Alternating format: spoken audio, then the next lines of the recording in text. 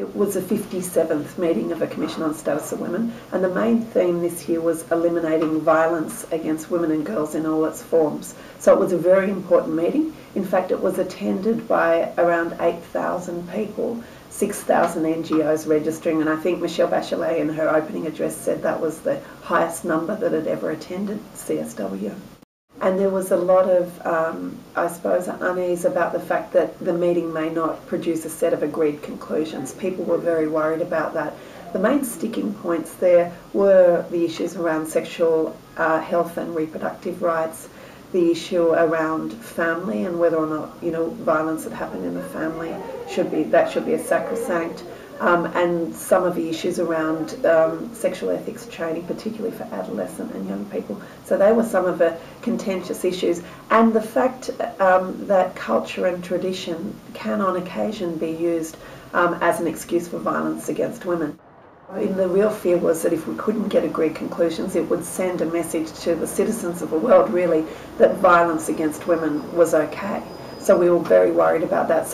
But what the CSW does and the agreed conclusions do is to actually set some kind of norm, a global norm, below which it's unacceptable to actually be. And I think each of us, in taking those recommendations or those agreed conclusions back to our own country, can say, look, this is what the countries of the world have signed on to, and it's very important that as a minimum benchmark we meet these standards.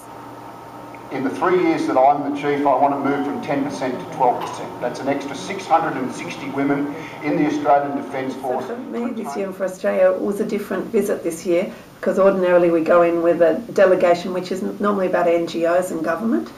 This year I was accompanied by the Australian Chief of the Army. And the fact that a military chief was attending the women's meeting in the United Nations, that people were just dumbfounded by that, particularly Chief of Army, because in many countries the Chief of Army is the most powerful person in the country.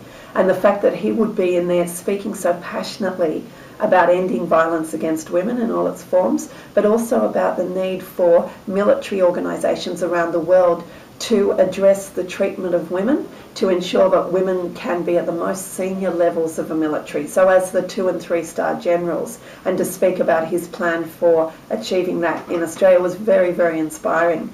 It's been terrific to see over the last few years a number of NHRIs attend the CSW, because I think what NHRIs bring is very much the information from the coalface, because all NHRIs are out with their citizens, out with their population, hearing the stories, working on the policy, working on law reform. They can bring a very practical and hands-on approach, which often in intergovernmental meetings you don't see.